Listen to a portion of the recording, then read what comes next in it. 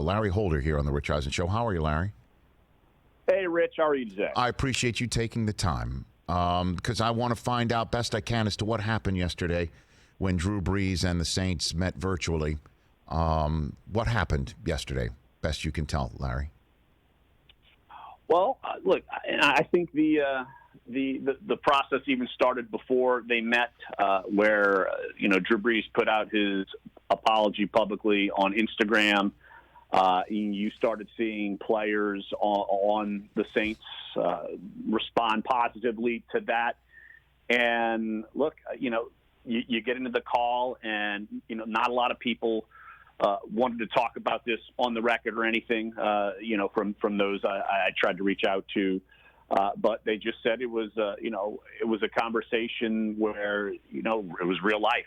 And look, from what I understand, Drew Brees apologized, and look, some people have taken it well, and I think it's going to take some time still for others to accept it. And I think what you started seeing kind of trickle out on Twitter for those who wanted to kind of put it out there publicly, someone like Michael Thomas said, look, we accept his apology and they want to see more. And I think that's the way it's going to have to be, for Drew Brees right now. And Rich, it's really just something when a couple of days ago I see on St. Charles Avenue, where people celebrate Mardi Gras, this, that, and the other, and there are protests, and there's video of Bleep Drew Brees.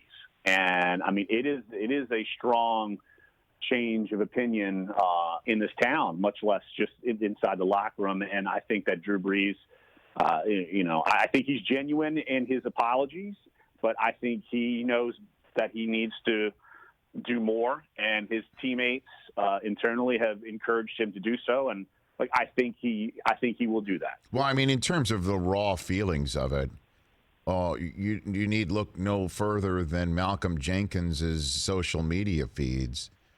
Malcolm, who was part of the team when Brees and Sean Payton did what they did together in the city of Miami to bring a championship to the city of New Orleans, after which you could say Drew Brees would have a restaurant a restaurant reservation at any time, at any place for the rest of his life.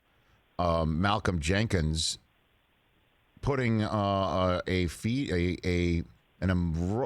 very raw emotional video out that he said he posted even after talking to Brees because he felt the need to put it out there. And that's where I thought, okay, this is different. This is a serious situation that's going down in that locker room, Larry.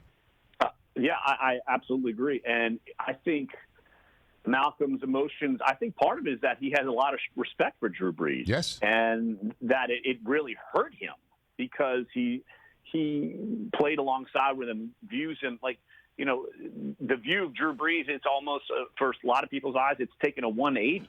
He's someone who has, been relatively Scotchgard his entire career. And for this to come out at this point in time really hurt a lot of people that he respected. And that, I've covered Drew Brees for 15 years. And but here's the thing, his stance at that moment in time did not surprise me because that was his stance back when Colin Kaepernick was kneeling during the national anthem, and other players were doing so a few years ago. But it seems that because his stance is so rigid that it's certainly really taken people aback. Specifically, a couple of guys like you say, Malcolm Jenkins, Demario Davis. Both of those two players have been out in the forefront, and I will say though that because that they are in the locker room with Drew Brees, I think those are two of the most important people that Drew Brees can talk to and discuss this and move forward and try to mend fences, really, because this is something that in so many people's eyes is going to stick with him as part of his legacy. I mean, that's just what this is.